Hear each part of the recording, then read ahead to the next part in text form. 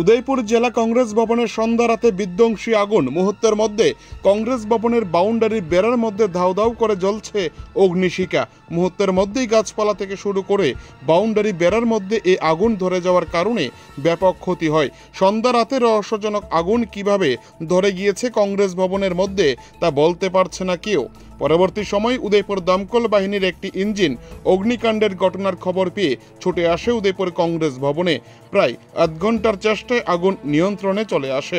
কিন্তু প্রশ্ন উঠছে, কখনো বিধানসভা নির্বাচন আবার কখনো লোকসভা নির্বাচনে উদয়পুর কংগ্রেস ভবনে আগুন ধরানো হয়েছিল।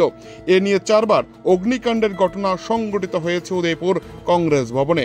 কিন্তু সোমবার সন্ধ্যা রাতে এই ধরনের অগ্নিকাণ্ড কিভাবে ঘটেছে তা নিয়ে রীতিমতো নানা প্রশ্নের সৃষ্টি হয়েছে। অগ্নিকাণ্ডের ঘটনার খবর পেয়ে এই দিন জেলা কংগ্রেসের সভাপতি টিটন পাল সন্ধ্যা রাতেই উদয়পুর রাধাকিশোরপুর থানায় ছুটে আসেন গোটা বিষয়টি জানানোর জন্য। থানায় সেকেন্ড ওসি সমর দাসের সাথে অগ্নিকাণ্ডের বিষয় নিয়ে কথা বলেন জেলা কংগ্রেসের সভাপতি টিটন পাল। পরবর্তী সময় সংবাদ মাধ্যমের প্রশ্নের উত্তরে শ্রী পাল সাংবাদিকদের জানান, বিগত দিনে 4 বার অগ্নিকাণ্ড সংঘটিত হয়েছে উদয়পুর কংগ্রেস ভবনে। প্রতিবার আক্রমণ করা হচ্ছে কংগ্রেস ভবনকে।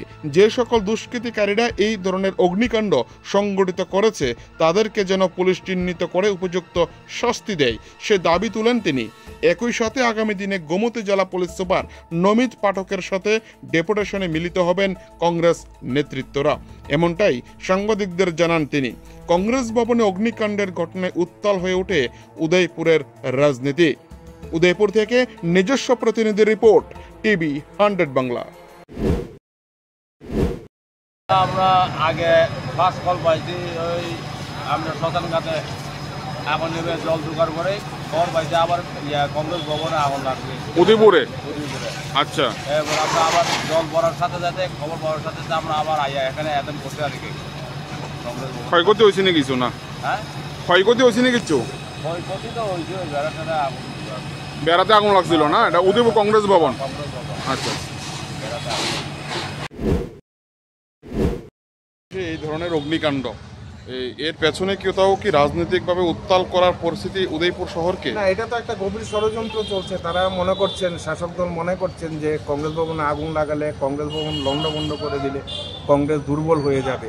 যারা এই আশা নিয়ে কংগ্রেস ভবন বারবার আগুন লাগাচ্ছেন তাদের উদ্দেশ্য করে বলবো, এভাবে আগুন লাগিয়ে কংগ্রেস ভবন লণ্ডভণ্ড করে কংগ্রেসকে দুর্বল করা যাবে না। কংগ্রেস আরও উদয়পুরের শক্তিশালী রূপে সেখানে আত্মপ্রকাশ করবে।